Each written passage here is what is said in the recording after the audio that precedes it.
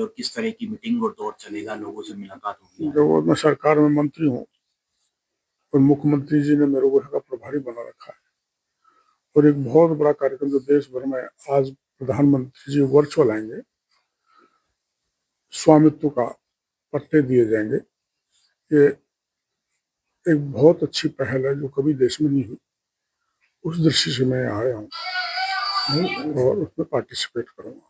आप कह रहे हैं मंत्री हैं, बिल्कुल मंत्री, सरकार भी मान रही है, बीच में इस्तीफा भी दिया, क्या कारण इस्तीफा तो स्वीकार नहीं हुआ?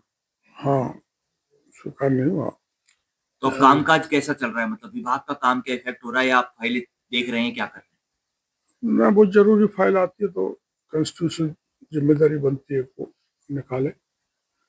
और अ, जैसे आपदा के समय मेरे को जाना पड़ा, फाइल भी निकालनी पड़ी, तो ये मेरा इस्तीफा अभी तक स्वीकार नहीं हुआ। हैं? जिन लोगों ने आपको जिताकर भेजा सर, उनको काफी उम्मीदें हैं आपसे। न, मैं घूमता रहता हूँ बराबर, चाहे मैं चुनाव जीतूं चाहे हारूं, कुछ पद पर रहे या ना रहे, मैं जनता के बीच में रहता हूँ सदा। हमेशा आपने ज्वलनशील मुद्दे उठाए, चाहे वो भर्ती का मामला हो, चाहे जो भी हो। सरकार ने निरस्त नहीं की भर्ती, जो निरस्त करने की बात आप लंबे समय से करते रहे हैं, खुद न्यायालय ने भी ये बात कही। क्या लगता है, क्या मंशा है या क्या कारण है? देखो, तो मुख्यमंत्री जी तय करेंगे, लेकिन ये बात सही है कि एसओजी ने भी अपनी रिपोर्ट दी है कि परीक्षा रद्द होनी चाहिए। पुलिस हेडक्वार्टर ने दी, एडवोकेट जनरल ने भी अपनी राय दी थी कि रद्द होनी चाहिए, और कैबिनेट सब कमेटी ने भी कह दिया रद्द होनी चाहिए।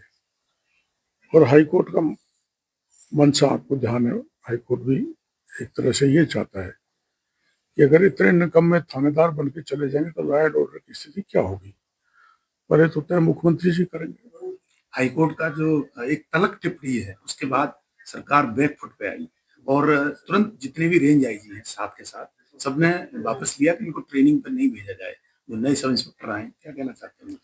देखो, पहले दिन से ये बात कही जा रही थी कि इन परीक्षाओं को जल्दी रद्द करो, न तो जो बेल आउट हो गए ज्वाइन करेंगे। और यही स्थिति हुई, वो ज्वाइन करने चले गए। अंत में माननीय उच्च न्यायालय ने निर्देश दिए, इसलिए ज्वाइनिंग रुक गई। तो मैं तो आज भी ये अनुभव करता हूँ, आपके चैनल के जरिए मुख्यमंत्री से निवेदन करूंगा कि सर्वमान्य जनता का मत बन गया राजस्थान में कि अब तो पेपर रद्द होना ही चाहिए। तो जन भावनाओं के अनुकूल मुख्यमंत्री जी को निर्णय लेना चाहिए कि पेपर रद्द हो। आप कृषि मंत्री हैं और मावठ की पहली बारिश के दौरान सरसों की बहुत सारी फसल चौपट होगी। पटवारी घर बैठे रिपोर्ट बना रहे हैं, कहीं 20% बताते हैं नुकसान, कहीं 30% बताते हैं। आपका क्या कहना है, चूंकि आप कृषि मंत्री? मैं जैसे कोई भी नुकसान होता है, चाहे पाला से हो चाहे ओला से हो, तो वो गिरदावरी हम मंगवाते हैं। गिरदावरी के आधार पर ही हम किसान को अनुदान देते हैं, राहत देते हैं, उनको कंपनसेशन नहीं होता। तो ऐसा अगर मामला आपने बताया घर बैठे और कोई शिकायत मिलेगी तो फिजिकली दोबारा गिरदावरी करवाएं। सर, आपके पास बड़ा मंत्री पद है, बड़ी चीजें हैं, विभाग है। बीच में आपने एक बड़ी बात कही थी कि अधिकारी सुनते नहीं है मंत्रियों की, मानते नहीं है। तो क्या लगता है नहीं, कि मैंने ऐसी बात मैंने किसी और ने कही होगी। अधिकारी खूब मान रहे हैं, मेरी तो खूब मान रहे हैं। आगे अब मतलब क्या लगता है कि निकाय, वो ग्रामीण निकायों की, और वो जो पंचायत चुनाव आने अभी वाले हैं, पंचायत चुनाव का तो आपको पता है कि एक आदेश सरकार ने कल ही जारी किया है। जो चुनाव अभी होने वाले थे उन सरपंचों को प्रशासक बना दिया है।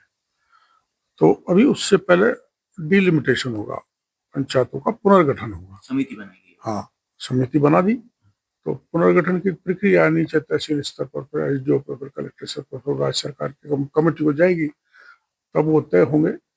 और उसके बाद चुनाव। हमेशा ही किरोड़ीलाल मीणा अपनी सरकार के खिलाफ, चाहे वो ज्वलंत जो भी मुद्दे हों, जनता के मुद्दे हों, उनके लिए खड़े रहे हों, चाहे उसके लिए आपको सरकार के खिलाफ ही बोलना पड़ा हो। लेकिन बीच में जब केंद्र सरकार का कुछ हस्तक्षेप हुआ, आपको दिल्ली बुलाया गया, बातचीत हुई, उसके बाद कुछ तेवर नरम नजर आए, क्या? नहीं नहीं, ऐसा नहीं है। देखो, ऐसा है, कोई घटना ऐसी हो रही हो जो जो सरकार को दुखदायी बने उसकी जानकारी देना मेरी जिम्मेदारी है। उसका एक उदाहरण दूंगा कि 92 साल का वो एनआरआई जो खरे साहब आए थे, जिनकी 5,000 करोड़ की प्रॉपर्टी पर एक माफिया ने कब्जा कर लिया, तो मैंने उनको मुख्यमंत्री जी से मिलाया और मीडिया को बताया।